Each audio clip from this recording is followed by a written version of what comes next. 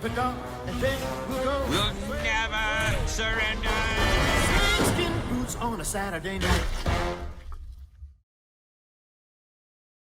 Hello guys, this is the Gaming Revolution here, and welcome back to an all-new Black Ops 3 Zombies GOROD KROVI video. Now what I'm going to be doing in today's video is this is going to be a massive compilation of every single Easter egg on GOROD KROVI, no matter how small or how big. However, we're not going to be including the main Easter egg within this video. It's just going to be Easter eggs that aren't related to that. So we're going to include all the Easter eggs, whether that be something that gives you a weapon upgrade or whether it be an Easter egg cipher. It doesn't matter how big or small, it will be included within this video. I may miss out some Easter eggs, but I'm going to try my best not to. Now, at the time you're watching this video, I'm currently on holiday for 2 weeks, so this is indeed a pre-recorded video. So what I've decided to do is I'm essentially going to make a montage, and I'm going to compile all of my Easter egg videos for GOROD KROVI into one big video. So you may notice that within this video some audio cuts and things like that may be a bit out of place, but this is just the easiest way for me to do this because I've got to make like 20 videos in like 4 days, so this is just the easiest way to get around that. So without further ado, I'm going to present to you guys the ultimate guide to every single Easter egg within GOROD KROVI, so enjoy.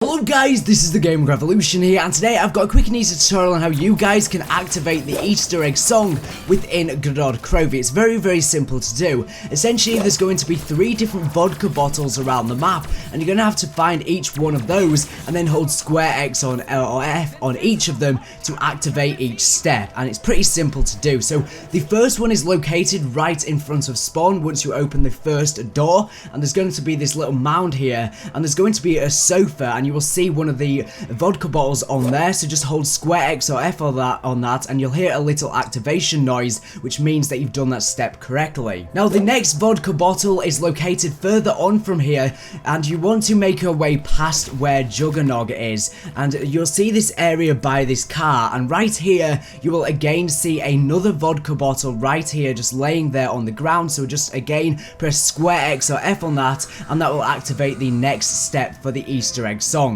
Now the final vodka bottle is in fact located by the yellow module, so you want to make your way over there to where one of the spots is so you can ride on the dragons. And when you make your way over here, you will see this location where there's some shelves here, and on these shelves you will see the third and final vodka bottle. So once again just hold square X or F on that vodka bottle, and by the way you can press square X or F on these vodka bottles in any order. But once you have activated all 3, the Easter egg song will begin to play. So without further ado, I'm going to let you guys enjoy the Easter egg song now so you can listen to it, and hopefully this guide has been useful. So without further ado, thank you for watching and enjoy the song.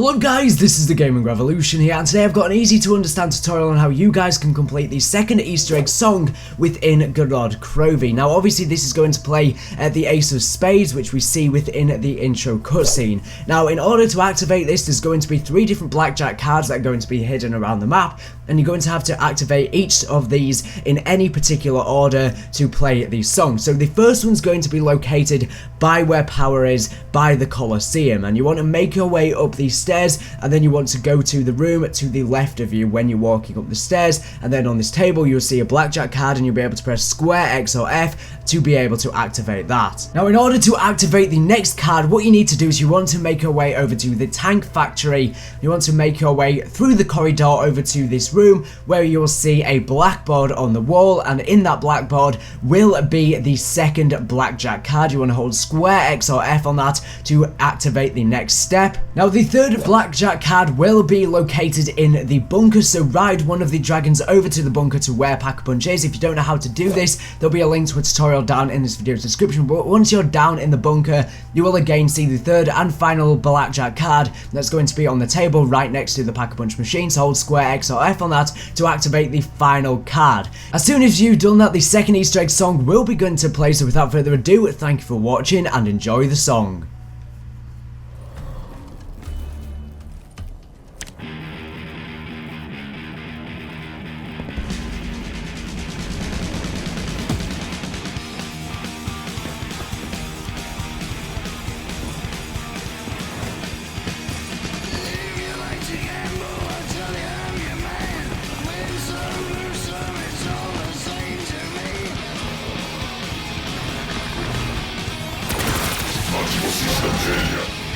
Got a lot of nerve, bus bucket!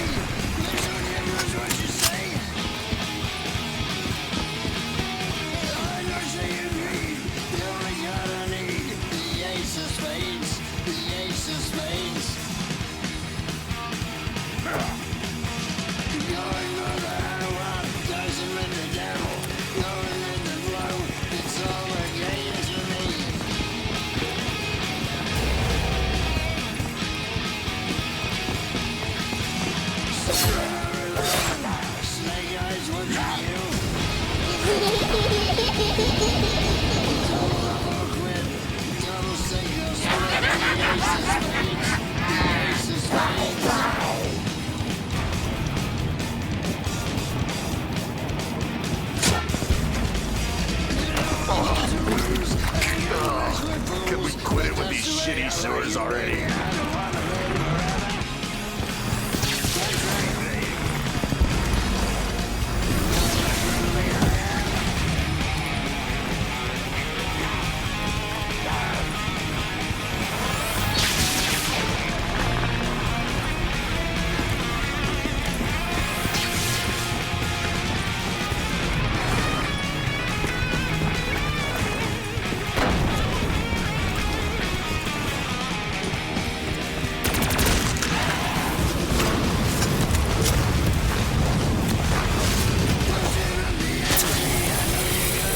Smoke 'em fiery.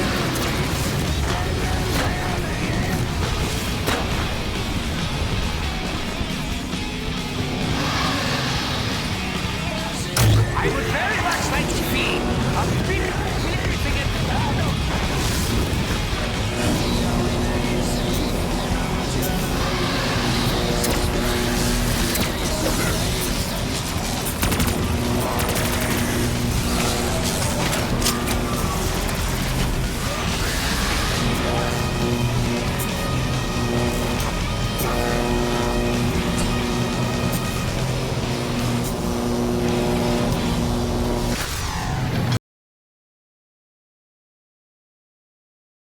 This is the Gaming Revolution here, and welcome back to an all new GOROD KROVI video. Now in today's video I'm going to be showing you guys how you can complete Samantha Maxis's hide and seek Easter egg within GOROD KROVI, which will allow you to play a new version of Samantha's Lullaby, which we've seen within every single Black Ops 3 Zombies map so far, but this time we've got a different variation of that. Now I just have to give credit to Your Daily Hoster, Smart Guy, and also Wilson. You can find all of their links down in this video's description. I believe they work together together in order to solve and find this Easter egg, so full credit goes to them. Huge congrats to solving this Easter egg. Now this Easter egg isn't too difficult to do, but when you hop into your game, first of all you need to try and get the monkey bombs from the box, because that's going to be the first step for this Easter egg. I know it can take quite a while to get the monkey bombs sometimes. I think they've lowered the rate of which the monkey bombs appear in the box from previous Call of Duty games. But once you have gotten the monkey bombs, you're going to have to throw them in 3 specific locations. Now first of all, make your way over by the blue module by Dragon Command, and what you need to do is you need to wait for a dragon to come in and start breathing fire on the ground. When the dragon comes in and breathes fire there,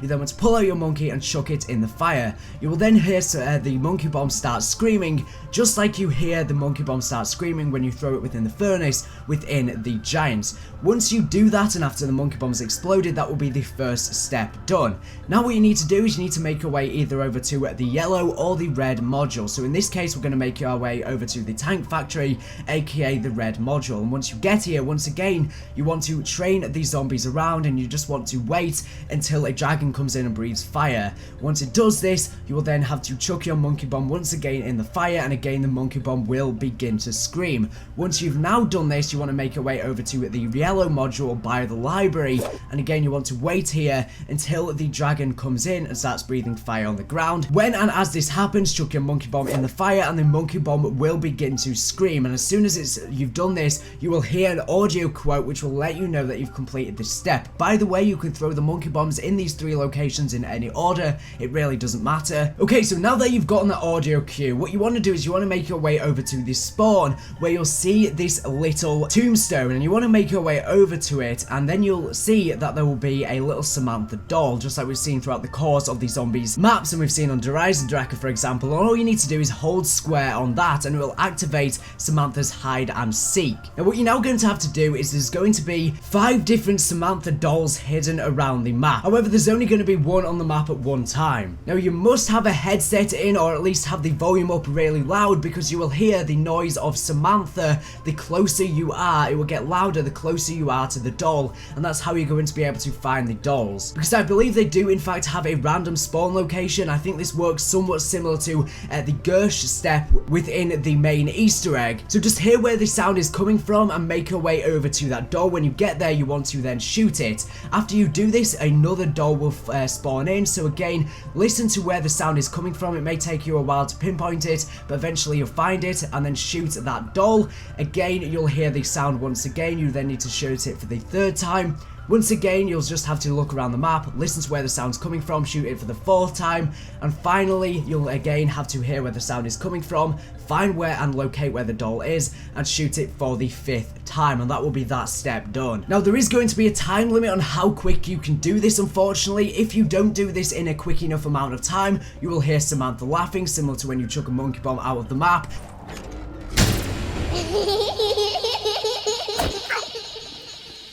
And unfortunately you will have failed this step. However, luckily you can repeat this step, an infinite amount of times per round. So if you do indeed fail the step, just go back over to the grave and again hold square on the doll, and this will just repeat this step again. So you can just keep on attempting it over and over again whilst you've got 1 zombie at the end of the round, and eventually you will do it. But once you have managed to shoot 5 of the dolls, make your way back over to the gravestone, and you will then be able to press square on the grave. Samantha's doll will indeed rise up, and then you'll start to hear a remix of Samantha's Lullaby. We got a different version on Zetsubo no Shima, and now we've got another version on this map. Personally, I think the Zetsubo no Shima one was the best, but this one definitely is an interesting take on it. So without further ado, I'm going to let you guys enjoy this song now. But anyways, without further ado, I'm going to let you guys enjoy the full song now, so sit back, relax, and enjoy.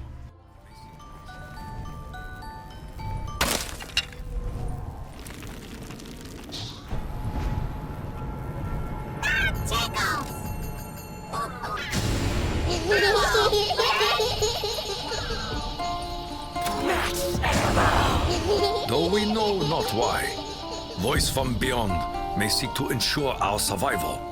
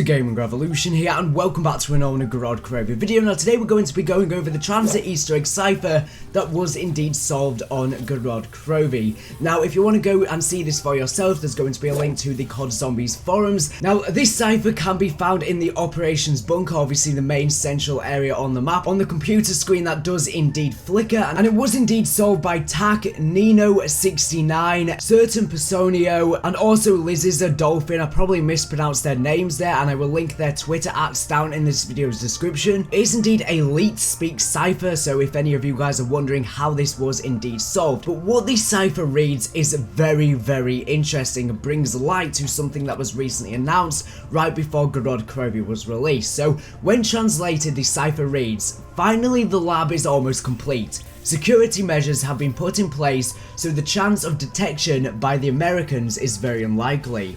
We have also several agents embedded with the _ as insurance. We will keep the individual's stasis on ice to speak, and continue the specimen rotation once we finish drawing more power from the drill. Oh, I almost forgot. The sequencing for the current blood samples is as follows: SS, MJ, ABR. Now, whose are those initials, you may ask? Well, obviously they're standing for Samuel, Stullinger, Misty, Malton, and also Russman, the 4 transit crew. Now, recently it was brought to light that the transit crew are going to be making a return within the Black Ops 3 Zombies storyline. We presumed, should I say, that they were left to dead in Buried, but that is not indeed the case when they went to Round Infinity. Because obviously we had some details released about a brand new Call of Duty Zombies comic book, and the description for that read, "Since Treyarch first introduced zombies in the Call of Duty franchise as an Easter egg in Call of Duty World at War, it has grown into its own pop culture phenomenon. Now Treyarch's Blundell and Houston help take fans even deeper down the rabbit hole. On his quest to secure an ancient artifact known as the Cronorium, Dr. Edward Richtofen enlists the help of the Transit Crew, a ragtag group of survivors last seen in the Black Ops 2 Zombies installment Buried, on a deeply unstable and fractured Earth. Stullinger, Misty, Russman, and Malton battle for survival against the undead horde as they slowly uncover the truth behind Richtofen's mysterious reappearance. The Call of Duty Zombies mini-series follows these characters' perilous journey of discovery, filling in crucial pieces of the larger zombie storyline." Now this is pretty huge indeed, because within this comic book it's going to fill a lot of the gaps that we have missing in regards to the zombies storyline, because after GOROD KROVI we've only got one DLC left, and there is way too much for them to explain in that last DLC. So I think there's going to be a lot that's going to be explained within this comic book, and we're going to learn how the transit crew and their effects within this comic book have influenced the overall zombie storyline. I believe the events that have transpired within Origins would not have happened if it wasn't for the transit crew. Some people thought that since the Origins storyline has progressed and we're obviously going through the universes and finding our specific 1.0 versions, that the timeline is going to be erased and everything within Black Ops 2 is just completely irrelevant. Well, that is definitely 110% not the case. What happened within the Black Ops 2 storyline is very significant, as we wouldn't even be rewriting time if it wasn't for what happened, and we'll find out exactly what happened within the comic books. But from what it seems, the transit crew are indeed being experimented on, or at least that's what it seems like, and it brings up and mentions a drill, getting power from a drill. I think we've only ever seen a drill twice. If I remember, we saw it in the Nuketown loading screen, of which a lot of people thought that this is taking place underwater, or you know, there's some really crazy and mind-blowing theories about the Nuketown loading screen, which is all for another video. And we know that for some weird reason Malton was in the Nuketown bunker, so maybe, just maybe, a lot of people are thinking that maybe the characters took a route from transit or prior to transit at some point, and they were experimented on at Nuketown, and their blood was extracted at Nuketown, and possibly the blood is then used for the blood vials. I don't really know, but a lot of people are thinking that, and there is a lot of evidence backing that. Let me know down in the comment section down below, do you think the transit crew was experimented on at Nuketown, and for what reason, and who was experimenting on them? But we did also see a drill. I'm pretty confident we saw a drill in Buried. I think a lot of people have forgotten about that, so maybe that's what it's referring to, I'm not sure. But then obviously the blood samples are going to be taken from the transit crew. Now what are these blood samples for? We really don't know, but a lot of people are thinking that maybe, just maybe, the blood vials that the characters have and have gotten at the end of the Zetsubo no Shima Easter egg ending cutscene could indeed be from the transit crew. Now we know for sure that the ones that Richtofen has are from the Mob of the Dead crew, as the numbers on the blood vials correlate to the prisoners, or at least that's what we think, to be honest. But maybe the other characters have blood vials from the transit crew, although they've only got 2, although they only have 2 of them on each of their characters. So unless one of them has one from each of the characters, I'm really not sure. Now, in my personal opinion, this is what I think the blood vials are going to be used for. I think at the end of DLC 4, this is what I think is going to happen. I think there's going to be 2 possible outcomes. One being Primus will fail, the characters will die. I think the other possible outcome is going to be Primus will still fail. I believe that Primus are destined to fail. I think no matter what they do, Primus will always fail until they break the cycle. And I think the other possible outcome will be Primus will fail. However, they'll do something with the blood vials that will alter this current universe or this current timeline, which will allow the Origins characters to have a second attempt at trying to save the universe and stop the universes from merging and bleeding into one another, which is obviously the end goal that they're seeking. But you can let me know your thoughts down in the comment section down below, because obviously we've had such things as Dr. Monty introduced into the storyline now, and we know he's omnipotent, and he seems to be manipulating the characters to turn them all against each other and turn them against Richtofen, but also turn Richtofen against the other characters and turn Richtofen against Maxis. He's obviously trying to stir trouble, and I think he's an alter ego of the Shadow Man. I don't think they're the same people, although he could be, since the Shadow Man is indeed a shapeshifter, so maybe he's taken another form as Dr. Monty. But I believe that Dr. Monty is not the Shadow Man. However, I believe that Dr. Monty is somehow closely related to the Shadow Man. Maybe he's like the brother of the Shadow Man or something like that, but I believe they're both evil. Now, we saw the Shadow Man manipulate the Shadows of Evil characters to help the Shadow Man and the Apothecans, and I think we're seeing a similar thing here. I think Dr. Monty is going to manipulate the characters, turn them all against each other, and I think that's what's going to cause Primus to fail in DLC 4. Now, obviously, at the end of the GOROD KROVI Easter egg, we only saw 3 of the 1.0 versions go up into the sky. Richtofen's 1.0 version was non-existent, and we also didn't see the Shadow Man go up into the sky. Possible reasons are that he's killed the wrong 1.0 version. Some people think that the correct 1.0 version is Eddie, that's going to be in the house, which is suggested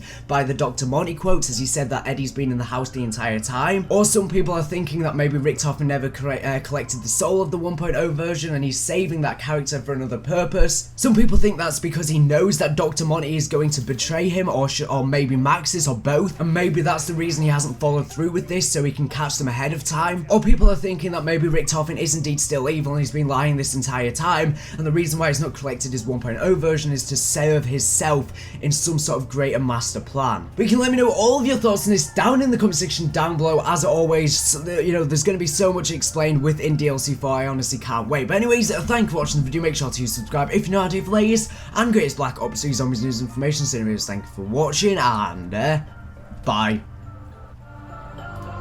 This is the Gaming Revolution here, and welcome back to an all-new GOROD KROVI video. Now, in today's video, we're going to be going over a ton of Easter egg ciphers that have been solved. We're going to be going over some that are in relation to Maxis, in relation to the Keepers, in relation to the Canorium. I didn't want to make separate videos on all of these, just because they link in and relate to each other, so it would be good to just put them all into one concise video. But let's jump straight into it. First of all, you can see all of these over on CallOfDutyZombies.com, the COD Zombies forums, if you want to read them all for yourself. But anyways, in terms of this first cipher, this one has indeed been solved by a guy over on Reddit called Dark Mega Hot, and it's a hex cipher. And when you translate this one, it does indeed read as follows. It says, reality or dream, it is becoming harder and harder to tell. He came to me again.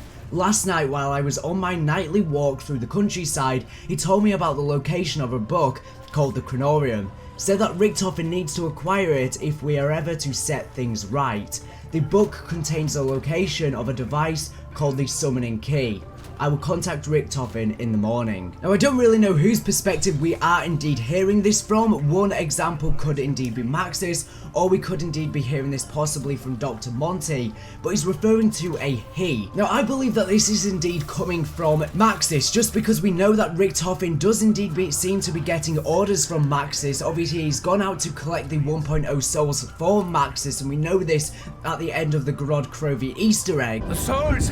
have been collected, Maxis. But who's this he is referring to? We've been hearing this a lot throughout the course of the zombies storyline. Personally, I think Richtofen refers to a he as being Maxis, and I think if this is indeed from Maxis, I think he's referring to this he as being Dr. Monty. That's just my own personal opinion. I could be completely wrong there, but I believe that Dr. Monty is manipulating the characters and he's telling them orders and instructions to do set things, but at the same time he's trying to turn them all against each other, as we've known from the secret quotes within GOROD KROVI. He's trying to turn Richtofen against Maxis, and he's trying to turn the other characters against Richtofen to make them try and think that they are indeed evil. But this is most likely taking place right before Richtofen went ahead to Shadows of Evil to indeed obtain the summoning key needed to go ahead and collect the 1.0 souls. But he does mention the book known as the Canorium, which we found out was an ancient artifact from the description that we got of the COD Zombies comic book, which is all going to be about the transit crew. This book is most likely the Necromonicon. And we do also have more Easter egg ciphers that have been solved at this time in regards to the Keepers,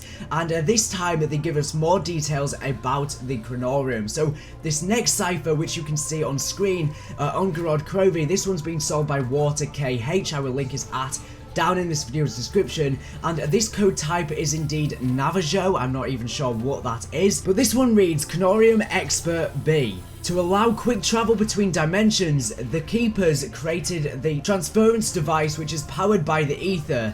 The Keepers have placed structures throughout the realms. And what the hell is this referring to? I believe this is referring to the MPD. Is it possible that the Keepers did indeed create the MPD? We've seen the MPD on Moon, and we saw it again make a return within the Der Eisendrache Easter egg. And we do indeed know that it does have the power to control the ether, and it is a transference device. So it would make sense that this cipher is referring to that. However, I could be wrong here. Now, obviously, the MPD is a pyramid, and a lot of people think that DLC 4 is going to be set in Egypt, and most likely DLC 4 is going to be this big apocalyptic battle between the Apothicons and also the Keepers, and we're going to be right in the middle of it. And most likely we will indeed see the return of Primus. But it will indeed be interesting if there are indeed multiple MPDs that are scattered across the planet, or maybe even other planets to be specific. In fact, yes, definitely 100% other planets and also other realms, as we've seen from this cipher. Okay, but now there's been another cipher, yes, another one that has been solved, which gives us even more information. Now this one's been again solved by Water KH, and this one's a Pigpen cipher, and you can see it on screen right now. Again, this can be found on GOROD KROVI, and when you in fact solve this cipher, this is what it reads. It says Canorium Exer 654371978. Once the Great War ended with the defeat of the Apothicons, the Keepers ascended to become the wards of all universes. The surviving Apothicons were casted out, banished to the dark ether beneath creation. After eons of exile, in the dark ether, the Apothicons evolved into twisted creatures that now bear little resemblance to their Keeper brethren. The Apothicons' ceaseless desire is to render creation to consume and corrupt all the universes. It is the Keepers that guard against the perpetual attempts to render creation, and guard against any beings that have fallen under the influence of the Apothicons. And wow, this is definitely huge. The Apothicons and the Keepers were once the same species, and it would explain as to why the Keeper and the Apothicon language is indeed very similar to one another. And obviously it's referencing back to the Great War that we hear about in Origins, which obviously the characters, the Primus characters, have fought in, and we've seen this from the Origins scraps of paper, and we've also seen this from the Shadows of Evil murals. But it references a dark ether, suggesting that there's a dark ether and a light ether. Maybe the dark ether is like the deeper depths of this realm. We have no idea what the ether could be. Treyarch could take any sort of inspiration of how the ether could turn out like. The ether is used in many different stories, not just the Call of Duty Zombies storyline. Treyarch could make up of whatever they want the ether to be. They could make it so it's sort of like a split between purgatory and hell, but instead we have the light ether and the dark ether. That could be a segregation there. But this is so interesting that the Apothicons and Keepers were once good, and now we have the Keepers, which are the good ones, and we have the Apothicons, which are the bad ones, and they're sort of fighting off against against each other. Just like we saw on Shadows of Evil, and we've also seen, even on Zetsubo no Shima and Der Eisendrache, we've seen from the Der Eisendrache posters, and we've seen also from the symbols within the Keeper room for the Skull of Nan Sapwa within Zetsubo no Shima. But as he said earlier, I believe that first cipher was indeed in the perspective of Maxis, because we hear from a radio within Zetsubo no Shima that said, "You swore a promise to me, Edward. It may have been a long time ago, but I'm sure you would have not forgotten. You swore to follow my instructions, to comply with my every order. You swore to enact whatever plan I conveyed to you, all in the hope that we could overcome some of the chaos that we ourselves have created. You have kept your word. However much it pains to my heart, I owe it to you to confess. I'm sorry, Edward. I have withheld certain truths from you." That's why I believe it was indeed coming from Maxis, as obviously he's going to be, instructing Richtofen to go ahead and get the summoning key. But this Maxis is definitely very, very different from the one that we saw within the original storyline. This is the Maxis that we saw within the Origins ending cutscene. I believe he's trapped in the house, but I don't know what this house is. I believe it's just yet another example of the fact that the zombie storyline is just a reoccurring cycle, and I believe that Maxis and Eddie and Samantha and possibly some other people may be trapped in the house in this reoccurring cycle, and whatever the house is, it has massive significance, and I believe that we're going to be trying to stop the universes from merging together, and in doing so we have to enter the house. I think once we get to the house, it's not going to be like we saw within the Origins ending cutscene. I think that's just a visual representation of it. Just like people who believe in hell and purgatory, they believe that when you get there, it's going to be suited to fit your own personal fears. I believe the house is going to be different for each character's perspective. Now we have another cipher, which is kind of a bit weird. Now this one's been solved by I'm Thor, Nino69, Water KH, and also Oxin8. You can see that cipher on screen right now, and the code type which it is an XXX1. It says things to get and do: duct tape, rope, eggs, finish reading that book, poultry, nails, saw, world domination, bleach, compressor, onions, boiling water. Now I think it's fairly obvious that this is most likely coming from Richtofen's perspective, and obviously there's a lot of jokes hidden in there as well. Obviously he mentions world domination, he's probably just referencing his older self, although if he is indeed referencing his current self, maybe, just maybe, he is indeed still evil, but I don't think so. I think that's just a little joke, but he does indeed reference finish reading that book, obviously referring to the Chronorium. Now this next cipher has again been solved by Water KH, and this one's again an XXX cipher, and again this one's most likely coming from the perspective of Richtofen, but because when translated it reads, "I know at some point within the future I will be in a situation where I put the needs of the man ahead of my own life. I will save the world." Now this is obviously referring to Richtofen's Grandmaster plan, and he's essentially trying to save the world and the universe, I would assume. But he says, "I put the needs of the man ahead of my own life." Is he referring to mankind as a whole, or is he referring to a specific character? If he's referring to a specific character, who is he referring to? Is he referring to Eddie within the house? Obviously we heard Dr. Monty talk about the fact that Eddie's been in the house for ages. We hear this from a Dr. Monty quote within GOROD KROVI, and a lot of people think that's due to the fact that maybe, just maybe, he's killed the wrong 1.0 version, and that's why Richtofen's soul didn't ascend with the other 3 1.0 versions within the end of the Easter egg within GOROD KROVI. Or maybe Richtofen has a greater plan and he never in fact absorbed his 1.0 soul within the summoning key, and he's up to something else. Or maybe he never collected his soul because he knows that Dr. Monty or Maxis is up to something and they're going to betray him, and this is his way of preventing that. But in my personal opinion, I do believe he's referring to mankind as a whole. Now this next cipher has been solved by Berries. Now this one reads, "In the beginning there were only the keepers, but then corrupted of the dark ether leached its way into the realm and twisted the minds of some of the keepers. These keepers turned to shadows of their former selves and eventually became the Apothecans." So this is obviously referencing the fact that obviously the Apothecans and the Keepers used to be one species, but something is causing them to become corrupt and revert back to their older self, being the Apothecans. Now obviously we saw in Der Eisendrache a Keeper got corrupted and obviously fought against us within the boss fight, so that's nothing new there. And again it's referencing back to this dark ether, but what the hell is causing them to become corrupt? Is it because the universes are bleeding together? Because the universes are clearly bleeding, because the different universes are bleeding into one another. Is that what's causing the keepers to become corrupt and revert back to their older selves? Or is it something else, something darker, something we won't find out until DLC 4? And what's it like when a keeper reverts back to an apothecon? Now this next cipher has again been solved by Nino69. Now this one's a Caesar cipher, and this one is a short one, and it's again another Chronorium excerpt, and what this one reads is Chronorium excerpt 2710 1978. The life force from the dead world allows the bearer to flow with all creation.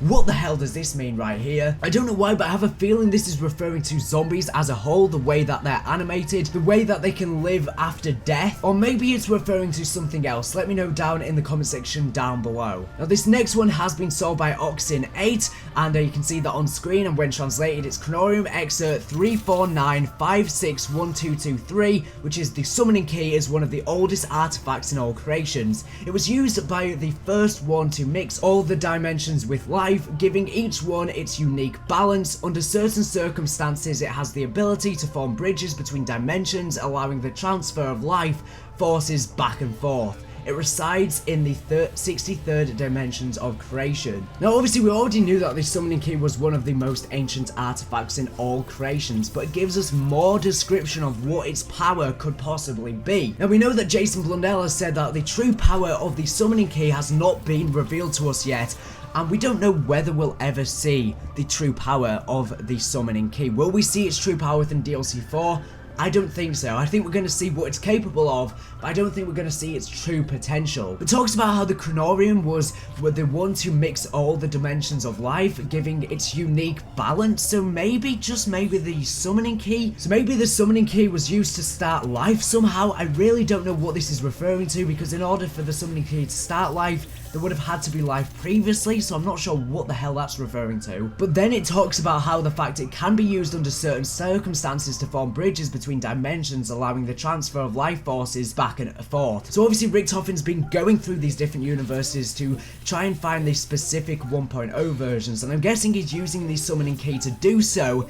But I believe that the more he travels through the universes, the more he teleports, the more it causes the universes to bleed into each other, and we know this from, again, some quotes or ciphers on Zetsubo no Oshima. But yeah, that's all the ciphers I'm going to cover in today's video. I will be going more in depth on some of these specific ciphers within future videos. I wanted to not make a separate video on each of them because I thought that would be pointless. I know a lot of other people are doing that. There are still some ciphers that I have left to cover, which I will be covering in separate videos on my channel, but all of these ciphers related to each other. I could follow them all in a consecutive layout, whereas the other ciphers sort of just aren't really relevant to the topic of this video. Leave all of your thoughts on this down in the comment section down below. If you're hyped for DLC 4 Revelations, be sure to smash a like down below. So anyways, thank you for watching the video. Make sure to subscribe if you're not on the latest and greatest Black Ops 3 Zombies news and information. So anyways, thank you for watching, and bye.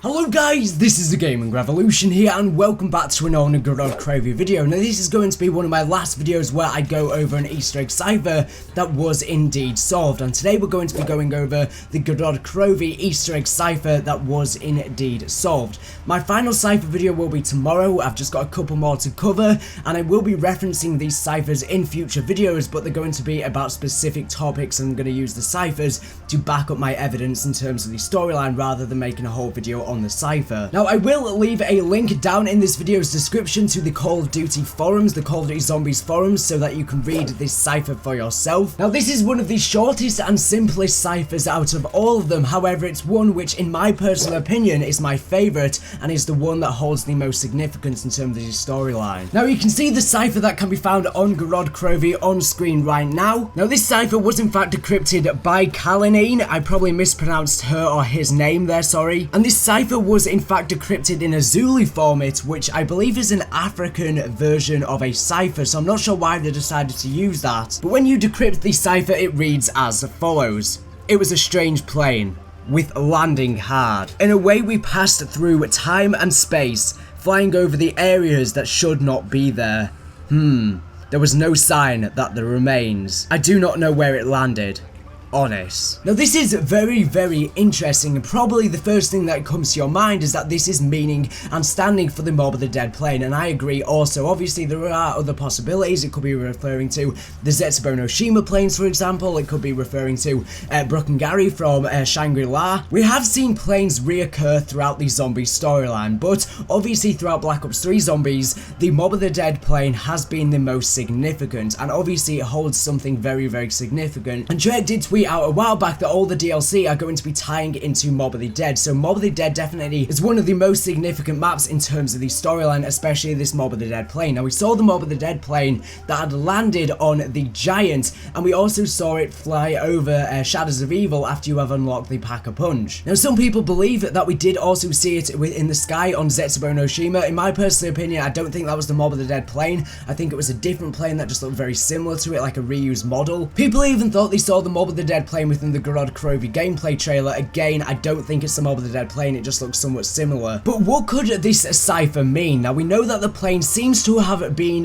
temporarily displaced from Mob of the Dead. It seems to be ripping through the universes and ending up in just crazy, weird places, such as Shadows of Evil and the Giant. But does this mean that the Weasel managed to escape Mob of the Dead? Obviously at the end of the Mob of the Dead Easter egg, you could either break the cycle or let the cycle continue, and if you broke it, the Weasel would kill the other characters. Is it not possible that the Weasel, maybe if you went through that route, managed to escape on the plane, and then whilst he was flying, he was temporarily displaced through a rip in space and time to another universe? As we've obviously had quotes recently talking about how the universes have just become fucked and we've created all these multi-universes, and it seems to have been because of Maxis, but that's for a video tomorrow, and that's probably what has caused the Mob of the Dead plane to be displaced. But does this mean that we could be seeing the return of the Weasel, or maybe even the other characters in the future? Most likely just the Weasel return within the storyline, maybe in DLC 4, or maybe we'll see his return within the Call of Duty comic books featuring the Transit crew. Whatever it is, the Mob of the Dead plane is a massive symbol in terms of the zombie storyline, and is something very, very significant. As it says within the ciphers, in a way we pass through time and space, flying over the areas that should not be there, obviously showing that the universes are all just colliding together. Now I think this cipher is not coming directly from people on the plane, which I believe it was just the Weasel. I mean, maybe someone else was riding, but that would make no sense. There's no evidence to back that up. But it seems to be coming from the perspective of someone who saw the Mob of the Dead plane flying over, and a group of them saw the plane flying over. Now what if, this is a crazy theory, but what if the Transit crew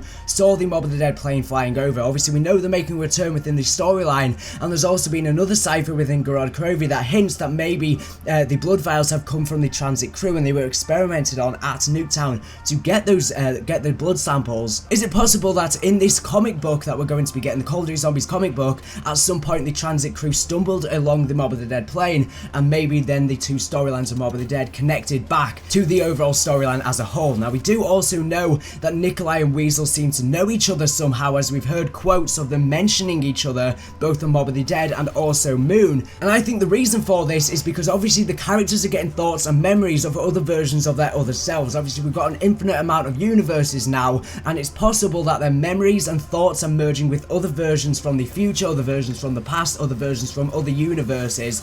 So maybe at some point Nikolai has met the Weasel sometime down the line in the future in another universe, and that's how come they have memories of each other, as the memories are colliding due to the universes ripping and merging as one. I'm confident the Weasel is going to make a return at some point, and the quotes are going to make sense. The quotes from the Weasel, he says, Nikolai, Nikolai, why do I keep hearing that name? Obviously he doesn't know why he's hearing it, because it's another version of himself that has seen Nikolai at some point down the line in the future or another universe. Let me know all of your thoughts on this down in the comment section down below. I believe we will see the Mob of the Dead plane again in DLC 4. I think everything's just going to go to shit once that plane turns up. We've seen it on the Giant, we've seen it on Shadows of Evil, and we saw it just fly over Shadows of Evil because obviously Shadows of Evil seems to be set in a purgatory-like realm, just like Mob of the Dead. So my best guess is that it never actually physically went in to Shadows of Evil, but it just flew in through the universe and then flew back out for a very brief second. Whereas on the Giant, the plane is physically landed, which makes me believe that maybe someone came out of the plane, unless it was just temporarily displaced for a short time or something. Or it doesn't mean anything significant, and Treyarch are just, trying to hint to us that the Mob of the Dead plane is significant and it's turning up in places where it shouldn't be. But I do believe this plane has much more significance than we will ever truly understand, and as already said, I do believe the Weasel will meet our characters at some point within the future, whether that's within the comic book, whether it's within DLC 4, or whether it's in some other format such as a cipher that we will hear about in the future. But anyways, thank you for watching the video. Make sure to subscribe if you're not for the latest and greatest Black Ops 3 Zombies news information. So anyways, thank you for watching, and bye.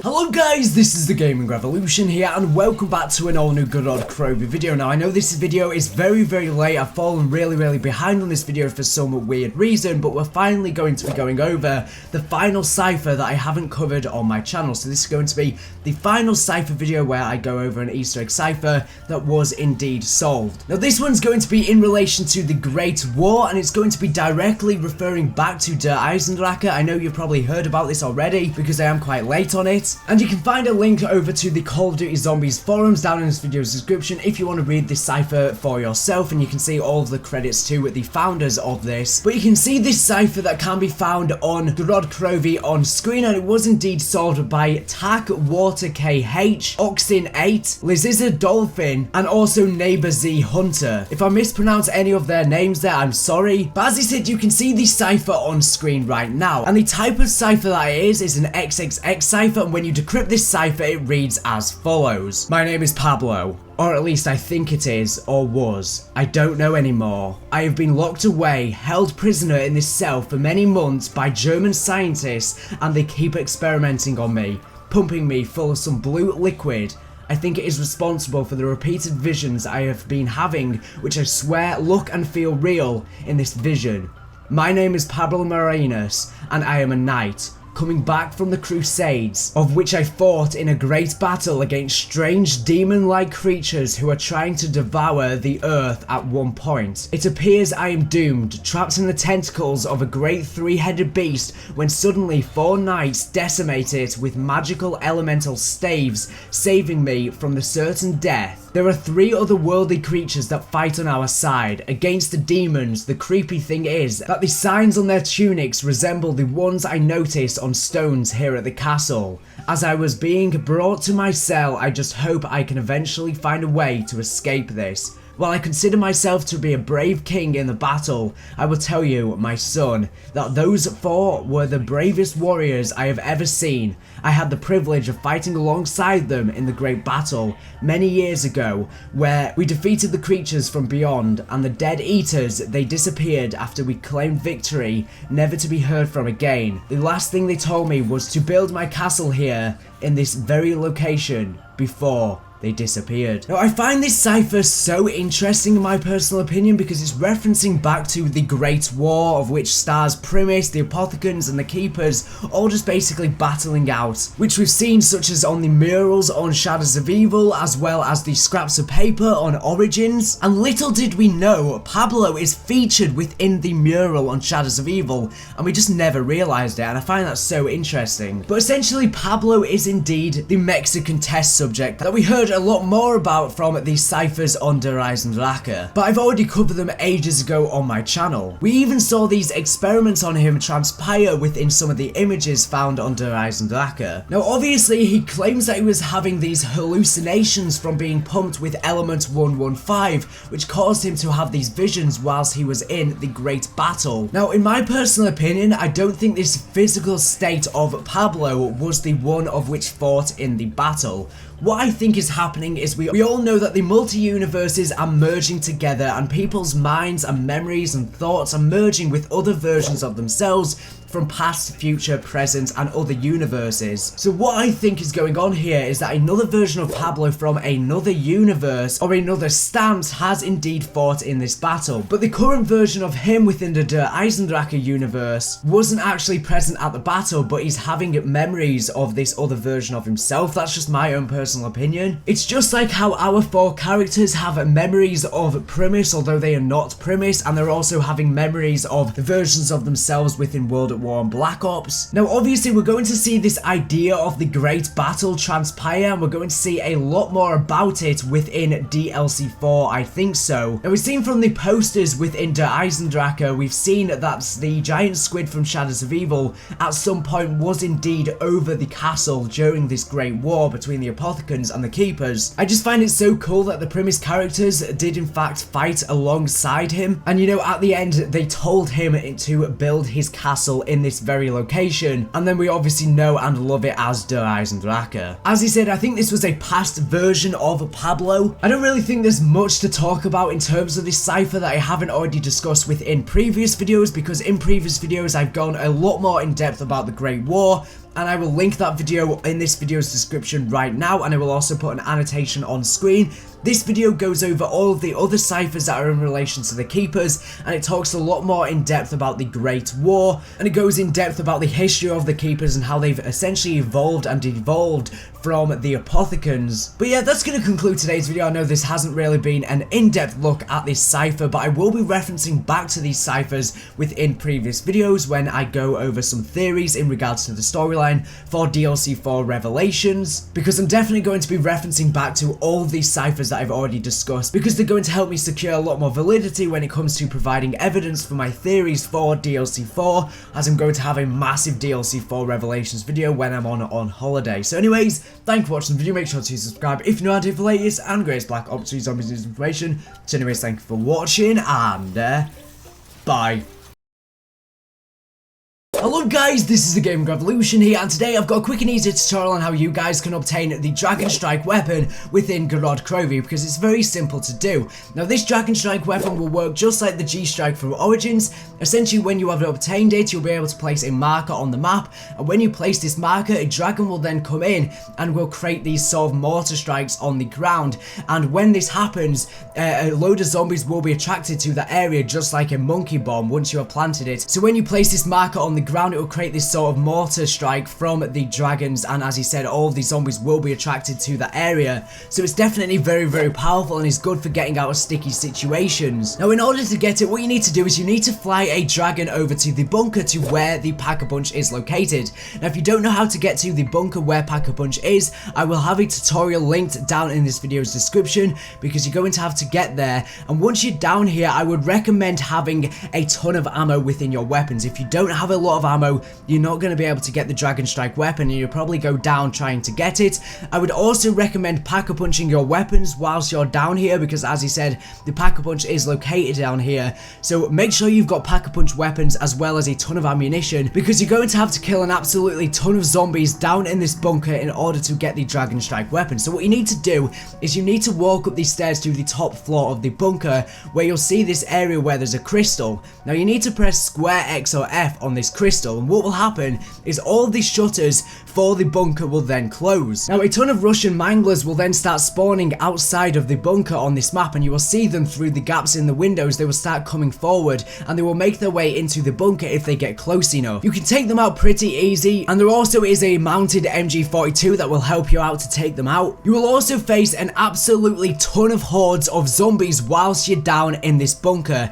and each one will get more and more difficult. Now this is going to take quite a while. You're going to have to face an absolutely ton of hordes of zombies, and each time you have completed one of them, you will hear Sophia talk, and that will let you know that you've completed one of those little mini waves down in the bunker. Now as he said, each round will get repeatedly harder and harder and harder, and by the time it's gotten to the final round, there's going to be an absolutely ton of zombies spawning, as well as the Russian manglers, and you will also get the hovering robots spawning as well. So you need to have a ton of ammo when you're doing this. Now obviously I've just sped up the gameplay in the background now, so it's going to be a much quicker version of what it is in reality. But eventually, after a very, very long time, after you've survived all of the waves of zombies within the bunker, the shutters will then open from the bunker, and Sophia, you'll get a message from Sophia letting you know that you have secured the bunker.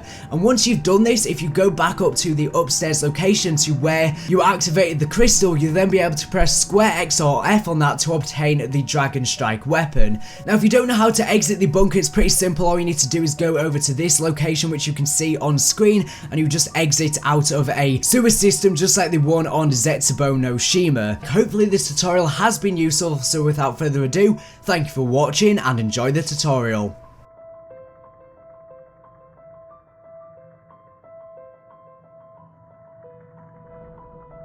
This is a Gaming Revolution here, and today I'm going to be teaching you guys on how you can get the upgraded Dragon Strike weapon within GOROD KROVI. Now, once you manage to get it upgraded, you will now have 2 ammunition per round, or per max ammo, and it will also shoot red flames instead of green flames, like the standard Dragon Strike weapon would. In my personal opinion, I think the upgrade is really good just because of that extra ammunition. If you're going for high rounds, this is going to be really useful, as the red flames will take out a lot more zombies than just the standard green flames. Now, a huge thanks to just another UK gamer, Lime Tanic, Glitching Queen and Grim Reaper. They found the final step for this yesterday on a live stream. So all of the links to the founders' channels, of course, will be down in this video's description as always if you want to go ahead and check them all out. Basically, since day 1 they had found 3 flags for this Easter egg upgrade, but they couldn't find where the 4th one was. I did in fact try and look with a few of them, but we just couldn't find this last flag, so finally they managed to find it on this live stream.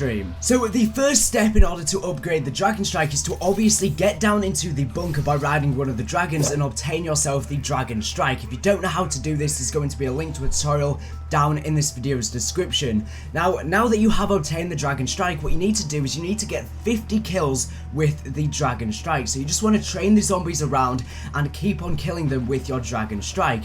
Now eventually, once you've gotten 50 kills, you will hear this massive dragon roar, which will be an audio cue letting you know that you've gotten 50 kills, and it will sound like this.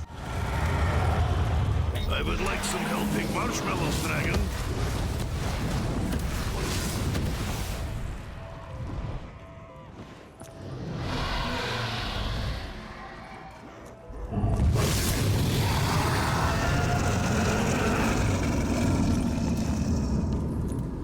So now that you've done that, moving on to the next step. Now this next step is going to be slightly different depending on how many people you have in your game, because there's going to be 4 flags around the map. However, if you've got 4 people in your lobby, you're going to have to shoot every single one of these flags with your Dragon Strike weapon. If you have 3 people in your lobby, only 3 of these flags will spawn in, and they will be random which ones spawn in. And again, you will have to shoot all 3. If there's 2 people in your lobby, only 2 of the 4 flags will spawn in. Again, they will be random. And again, you'll have to shoot each of them with your Dragon Strike weapon, and if you're in solo like the gameplay you're watching in the background, only 1 of the 4 flags will spawn in, and again you'll have to shoot that with your Dragon Strike weapon. So the first possible location of one of the flags is going to be located by the blue module in the Colosseum. It's going to be right near the back there. It's going to be slightly hidden. Now the next possible location for one of these flags is going to be by the yellow module, and if you make your way over by the library and if you come on top of these stairs, you'll see this ruined shack, and just in front of that there will be another possible location of one of the flags. Now the third location will be located by the red module, and this one's going to be located right underneath the tank. Again, this is going to be kind of hard to spot. Now if you've gotten this spawn location and you're trying to shoot it with the Dragon Strike, just be careful that you don't shoot the tank instead of actually shooting the flag. Now the 4th and final possible spawn location will be in fact in the spawn of the map. Now this one's the hardest to see, and this was the one that I actually found within my game. So you just want to make your way over by quick revive, and if you look very carefully into the distance, you will see that, and all you need to do is pull out your Dragon Strike and shoot it with your Dragon Strike. You'll know that you've hit the flag correctly if you hear this sound.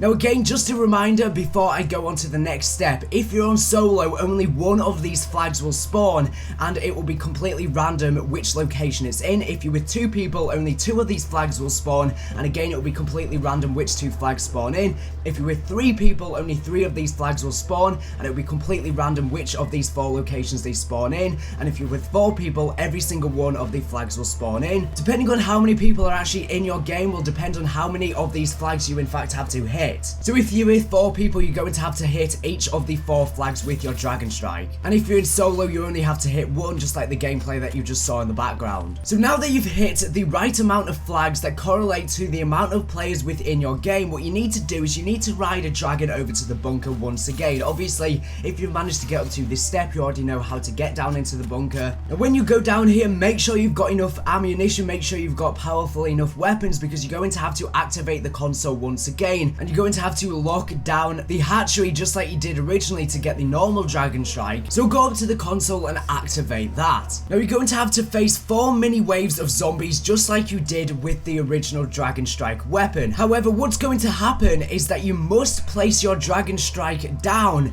every time a new wave starts, because every time a new one of these waves starts and you hear Sophia talk, you will get another ammunition for a Dragon Strike. Make sure you place that every time your ammunition for your Dragon Strike gets refilled, because if you don't place your Dragon Strike down every time you get one of these mini waves, you're going to have to be holding down the bunker indefinitely. You're going to have to keep on locking it down forever, and obviously you don't want to be doing that because you will run out of ammo. Obviously there is going to be a max ammo located right in front of the Pack-a-Punch, just like the normal lockdown stage. So yeah, all you need to do is face 4 mini waves, as well as placing the Dragon Strike down every time you get one of the mini waves and your ammunition gets refilled. And once you've managed to face all 4 of the waves, the shutters around the bunker will then lift up and you'll be able to go up to the console and you'll be able to pick up your Dragonite weapon. So yeah, that's been a quick tutorial on how you guys can upgrade the Dragon Strike weapon within GOROD KROVI. Hopefully this has been useful. I'm almost positive that we can indeed upgrade the Gauntlet of Siegfried, just because it would make sense. Every other thing within the game we can turn from green fire to red fire, just like the shield, just like the Dragon Strike. So I think with the Gauntlet we can upgrade it so it shoots red fire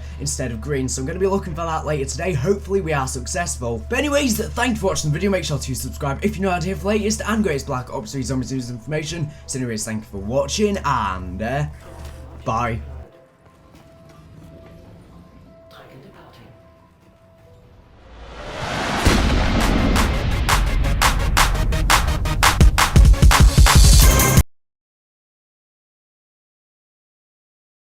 Hello guys, this is the Gaming Revolution here, and today I'm going to be teaching you guys on how you can get the upgraded shield within GOROD KROVI. Now, it's not too difficult to do, but it does take you away from the main purpose of the game slightly. But in order to get the upgraded shield, is first of all you want to have built the shield in the first place. If you don't know where all the shield part locations are, I will have a tutorial linked down in this video's description. Once you have built the shield, what you need to do is you need to get 100 kills with the elemental green fire effect that is on the shield. Melee kills with the shield will not count towards this 100 kills. Now obviously you have a maximum of 3 of these in your shield. However, when you're using them, you will get a brand new one every single round. So if you ever run out of ammo in order to kill the zombies with this elemental fire, just make sure you're trying to get max ammo. What I recommend doing is just training all of these zombies around and then just shooting them all with the elemental fire, and just keep on doing that until you've got 100 kills. But eventually you will have gotten 100 kills and you will hear an audio cue letting you know that you've done that step. If you don't hear it, just be checking on the D-pad, seeing how many kills you have managed to get. Now once you have done that, you need to then activate 3 different Apothicon symbols that will then spawn in around the map. Now each of these will be located by each of the rideable dragons. You can activate these in any order, but you need to make sure that you have 3 blasts of the elemental fire for your shield in order to activate each Apothicon symbol. So first of all, the Apothicon symbol that's located by the blue module by the Colosseum is located right over here, right to the left of the Colosseum. Now in order to activate the Apothicon symbol, you want to pull out the shield and then you want to shoot the Apothicon symbol with the elemental fire blast. Upon doing this, you will get an audio cue, as well as the Apothicon symbol will then fade to dull, letting you know that you have indeed activated that symbol correctly. Furthermore, moving on to the second Apothicon symbol, specifically looking at the one that's located by the yellow module. Now, in order to activate this one, it's going to be right on top of the roof, the little panel that's on top of the roof, right in front of the stairs, and you will see it right there. All you need to do is look at that and once again just shoot it with the elemental green fire effect of your shield, and again you will get an audio cue, and also the symbol will fade to dull, letting you know that you have completed that step. Now moving on to the third and final Apothicon symbol. Obviously this one's going to be located right by the red module, and this one is going to be located on the Origins robot right to the right of the rideable dragon. So you'll see it up there, and once again just shoot it with your elemental green fire effect of your shield, and you'll once again hear an audio cue, and once again the apothecary symbol will then fade to dull. So before you can actually get the upgraded shield, all you now need to do is you need to wait for a dragon to fly in your area or wherever you are, and you need to wait for the dragon to start breathing fire. Now when this happens is you just want to pull out your shield and just stay in the fire for that entire duration. Make sure it doesn't break, obviously, and after you have stayed in for that entire duration you will indeed hear an audio cue. Now by the way, this step can be done before getting these symbols and before getting the certain amount of kills. So once you have indeed blasted all the symbols as well as survived in the fire for the entire length, all you now need to do is go over to the dead dragon that's right to the right of spawn, and you will see that dead dragon there, and you'll be able to hold square X or F to place your shield in the dragon's belly, and then a shield will then lift up in it and you'll be granted immediately with the upgraded shield. Now this upgraded shield will have more health than the normal shield. It will also do more damage, as well as when you shoot the melee bullet, it will now shoot red fire instead of green fire, as well as to the other players, the shield will now be red instead of green. Also, after your shield breaks and you go to pick it back up from the buildable table, it will still be upgraded, so no worries about that. So hopefully this has been a useful tutorial on how you guys can upgrade the shield within GOROD KROVI. So anyways, thank you for watching, and bye.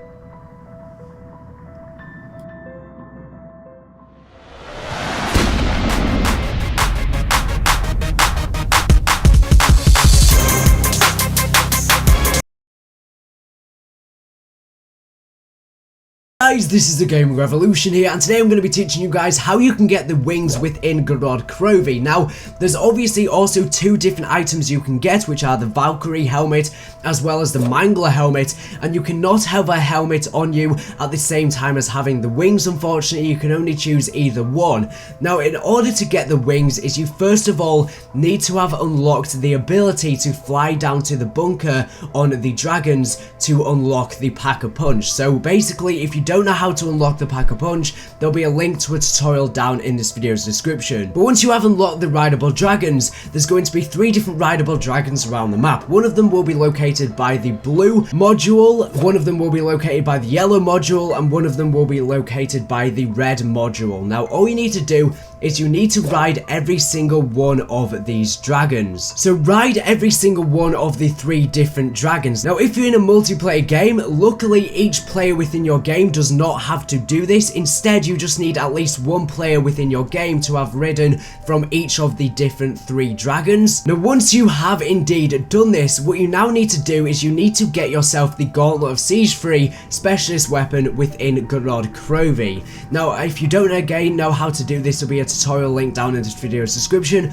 Once you've gotten this specialist weapon, you will hear an audio cue immediately letting you know that you have completed this Easter egg in order to get the wings. By the way, you can also get the Gauntlet of Siege Free before riding each of the rideable dragons, each of the 3 different rideable dragons. You can do each step in either order, or you can do them both at the same time. It doesn't really matter. Now once you have done that, all you need to do is you make your way past the first, then the second, and then make your way onto the 3rd and top floor by spawn, and you want to come over to this section which you can see on screen, to where you will see a mannequin. Now after completing this Easter egg, you will now see that the mannequin will have dragon wings. Now go up to that mannequin, press square X or F, and then you will attach the dragon wings onto your player. Now the other players will obviously be able to see this as well, and it looks really cool.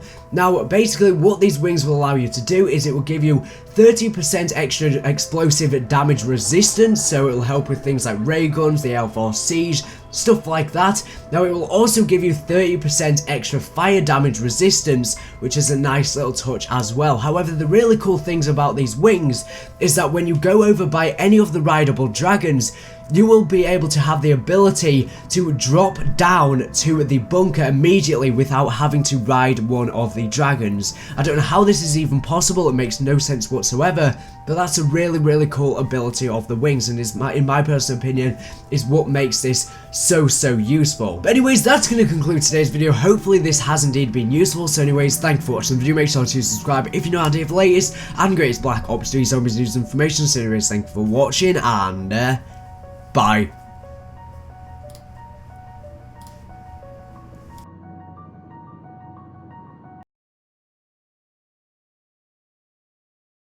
Guys, this is the Gaming Revolution here, and welcome back to another GOROD KROVI video. And today I'm going to be teaching you guys how you can get the Valkyrie helmet within GOROD KROVI. Now obviously you can also get the Mangler helmet within this map as well as the wings within this map. However, you cannot get them at the same time, so you can only have one of these three different items. Now if you don't know how to get the wings or the Mangler helmet, there'll be links to tutorials down in this video's description. But in terms of getting the Valkyrie helmet, what you need to do is you need to get around 5 to 10 Valkyrie kills by shooting the red circle in the center of them.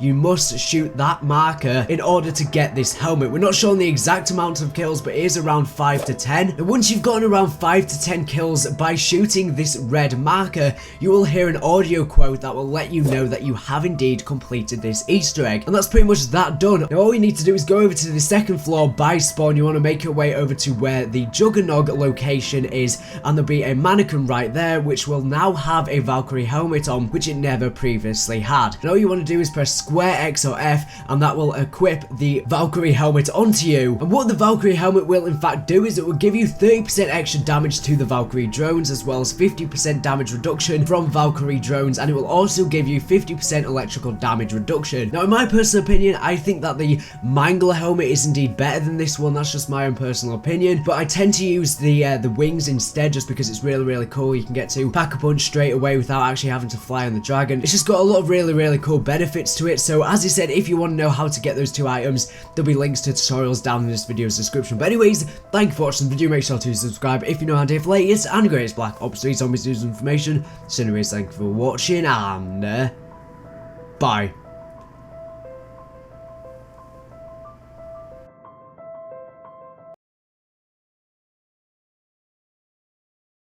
Guys, this is the Gaming Revolution here, and today I'm going to be showing you guys how you can get the Russian Mangler helmet within GOROD KROVI. Now, likewise, you can also get the wings within this map, as well as you can get the Valkyrie helmet. Now, you can only have one of these three different items on your possession at your time, and if you don't know how to get the wings or the Valkyrie helmet, there'll be links to tutorials down in this video's description. But specifically in terms of getting the Mangler helmet, what you need to do is you need to get around 5 kills whilst shooting off the helmets of the Russian Manglers. So all you need to do is just aim for their head, so you make sure you shoot off their helmets before killing them, and as you said, you just simply need to get around 5 kills. The easiest way to do this is by activating the Dragon Strike down in the bunker, by activating the crystal in order to get the Dragon Strike, because obviously you'll be raided by a ton of Manglers and stuff like that. So that's the easiest way to do it. But once you have gotten enough kills by shooting off enough of their helmets, you will get an audio cue that will let you know that you've completed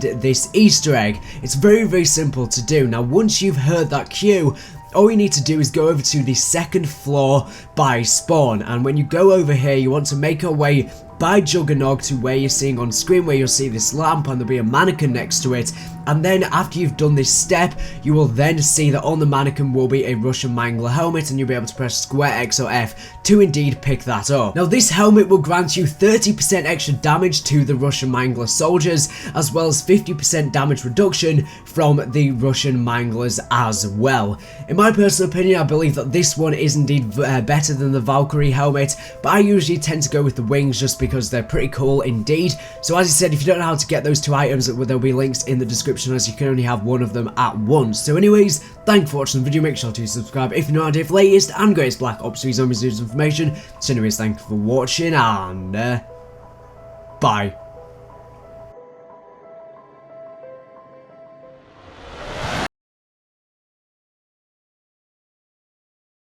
Gaming Revolution here, and today I'm going to be bringing you guys a tutorial on how you can get yourself the Gauntlet of Siege 3 specialist weapon within GOROD KROVI. Now, how this specialist is going to work is there's going to be like this little mini dragon that's going to be on your arm, and you'll be able to breathe fire on all of these zombies, and it's pretty effective, pretty powerful. You will also be able to detach the dragon, and it will start flying around you as well and protecting you, or you can use the weapon as a standard 115 fist, just like we saw within the trailer for GOROD KROVI. Now, in order to get this weapon, well, what you need to do is, obviously, challenges are returning from Zetsubo-no-Shima on this map, and you can see them located on your individual tombstone in the spawn of the map, and you need to look at the bottom star, and the star says to get the dragon egg. So acquiring the dragon's egg will be the first step in order to get this specialist weapon. Now, what you need to do is you need to ride a dragon over to the bunker. This is where the Pack-a-Punch is going to be located. If you don't know how to do this and get to Pack-a-Punch,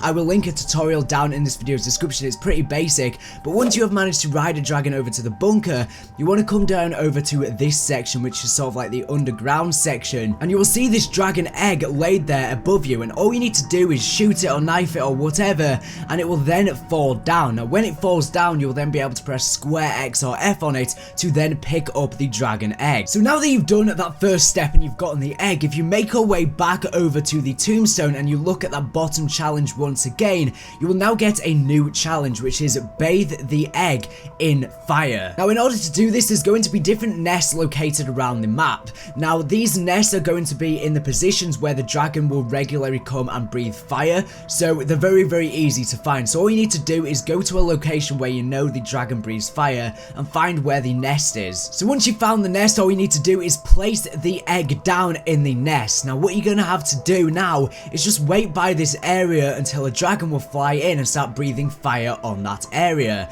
So you just want to wait for that to happen. If you want, you could use your shield just to make sure you don't get damaged from the fire, but all you need to do is let that fire just heat up the egg. Well, anyways, once you've completed this challenge, the dragon will then say that it needs to be cooled down. Now, what this means is that you're going to have to survive another round in order to go back and continue with the quest. So let's say you're on round 20, what you're going to have to do is you're going to have to carry out the whole of round 21, and then you're going to have to come back on round 22 to carry on the quest. So once you've survived at least one full round, the dragon will have then finished cooling, and you'll be able to go back up to the egg and you'll be able to pick it back up. Now, after you've done this, you're going to be presented with a group of 3 different challenges. Now, the first challenge you will receive is kill napalm zombies. Now, obviously, these are the zombies that are on fire, so all you need to do is once again just wait for a dragon to come in, and you want to let it breathe fire on a ton of the zombies so they turn into napalm zombies. And after you've done that, you just want to kill all of these zombies that are on fire, and once you've killed enough of these napalm zombies, you will have then completed this challenge. Now, after you've done that challenge, you will be then presented with another challenge when you go back to the tombstone. Now, it will now say get penetrating multi-kills. Now, this is actually very, very easy to do. All you need to do is you need to kill multiple zombies with the exact same bullet. So the easiest way to do this is just to train a load of zombies around and then just start aiming for their heads, and you should take them all out with just one bullet. Obviously, if you're on a high round, this is going to be nearly impossible. Shotguns are definitely very, very useful, as well as assault rifles and SMGs. Snipers are also very, very useful. I mean, if you get the Drakon, you can just line them all up in a line and you can take them all out with just one bullet pretty easily. But after you've managed to get enough of these multi-penetrating kills, now after you've completed those first 2 challenges, you'll be presented with your final challenge. Now, this final challenge is get melee kills. So if you're on a lower round, you want to have the Bowie knife. However, the easy way to do this is just to use the zombie shield, or the dragon shield, should I say, because you can just get melee kills with that very easily. Obviously, your shield might break a lot because of this, so you're probably going to have to re-pick it up a few times whilst you're trying to complete this challenge. Again, if you're on a high round so that the shield just doesn't kill in one hit, this is going to be pretty hard to do, so you're going to be trying to make sure that you get this specialist weapon on as low a round as possible to make it as easy as possible to do. Now, finally, once you've done all 3 of those challenges, once you have indeed killed enough of these zombies with the melee kills, well, when you go back over to the tombstone, it will now tell you to incubate the egg. Now, in order to do this, is you want to ride the dragons once again over to the Pack-a-Punch. As I said, if you don't know how to get to the bunker, where the dragons take you. There'll be a link to a tutorial down in this video's description. But once you get down here, you want to go over to this area which you can see on screen where you see these machineries, and you'll have the option to place the egg in the incubator. After you do this, a ton of zombies will start spawning around you, as well as the hovering robots. So all you need to do is just defend the egg whilst it's being incubated from these zombies. Now this isn't too difficult to do, but as he said, you want to make sure you're doing this on as low a round as possible, because if you're on a higher round, it could get very hectic in here. Now once you have successfully managed to, secure and defend the egg whilst it's being incubated, it will then say once again that it needs to be cooled. I don't know why it says this. I mean, it's just being incubated. So you want to do exactly what you did last time. You need to survive at least one full round. So what this means again is if you're on, let's say, round 18, you'll then need to survive the whole of round 19 and then come back on round 20. So once you've survived at least one full round, you'll be able to go back to that incubator, and then you'll be able to pick back up the egg and you'll be granted with some XP. Now make your way back over to the spawn area. Obviously this is very easy to do, as when you exit the sewer from the bunker, it takes you straight there. So then just go up to your tombstone and look at the bottom challenge again, and you'll then be able to press square X or F to retrieve the Gauntlet of Siege Fry, and then it will drop on the ground and you'll be able to pick that up. So there you go, that's been a little tutorial / guide on how you can get the specialist weapon within GOROD KROVI. I wonder whether this weapon will be upgradable. I think it might be actually, because it doesn't seem like there's a wonder weapon on this map apart from the Mark III. So maybe they'll make this specialist weapon upgradable, I'm really not sure. But anyways, thank you for watching the video. Make sure to subscribe if you're not here for the latest and greatest Black Ops 3 Zombies news and information. So anyways, thank you for watching, and bye.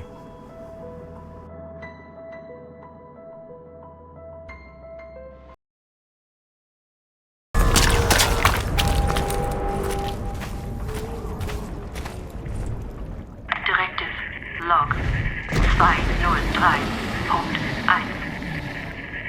Now that the 115 contamination of the Red Army is complete, the Valkyrie drones have been programmed to probe the ruins of the city. They will find any resistance trains and attempt capture. As directed by Dr. Grov, I have updated Valkyrie 7 and 8 to penetrate enemy lines in an effort to secure any survivors for study. Regrettably, however, contact with Valkyrie 8 was lost after it engaged one of the targets.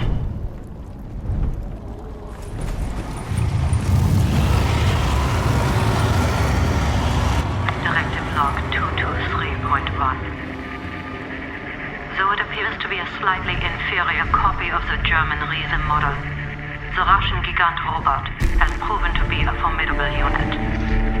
Unlike the Riese, the Gigant is armed with a high-energy beam weapon fired from the cranial dome. Like the Riese, its highly durable construction means it can withstand most conventional attacks. However, the robot was never designed to withstand dragon attacks, leaving it extremely vulnerable to their fire.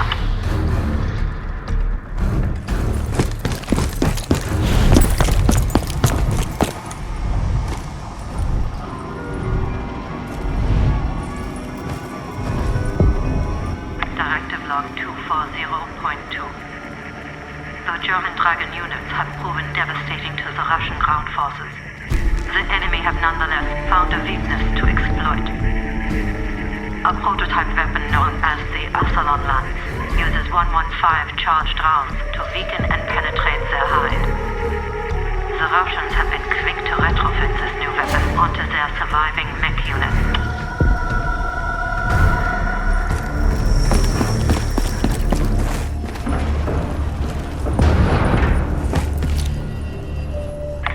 Log 203.2. Specimen 33 is no longer responding to recall frequencies with 100% consistency.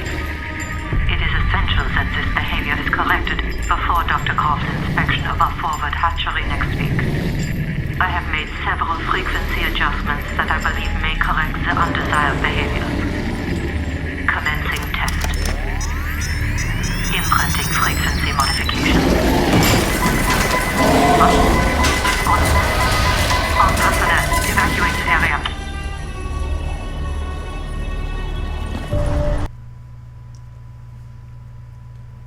Okay, so this next Easter egg that I'm going to be showing you guys is just a small Easter egg on GOROD KROVI. And if you come over to the gravestones by the spawn of the map where your challenges are, you will see this sign, and written in blood on it, it will say, "Vengeance is mine, VR." And this is actually standing for Viktor Reznov. And this is a really, really cool Easter egg.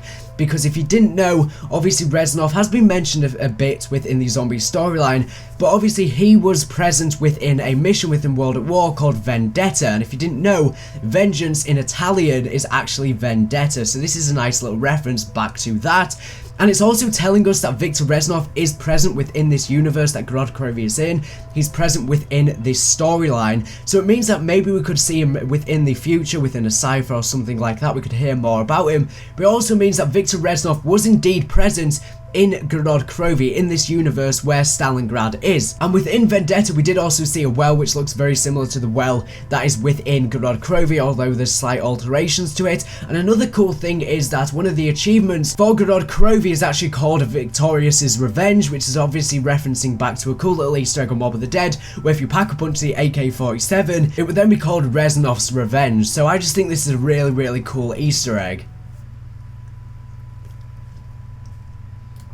Okay, so this next Easter egg that I'm going to be showing you guys is in relation to the time trials on GOROD KROVI. So essentially these time trials are, you have to complete a certain round in a certain amount of time and you unlock a melee weapon. So the gameplay you're going to be watching in the background is of the wrench, and in order to get the wrench, what you need to do is you need to get up to round 5, you need to complete round 5 in under 5 minutes. And when you do this, a little icon will come up on screen telling you guys that you've completed that time trial, and then if you go over to the bunker and you come over here, you'll then be able to purchase the wrench for just 200 points. Now when you press the options, you will also see a timer, so that's how come you're going to be able to time you know, how long you've been playing.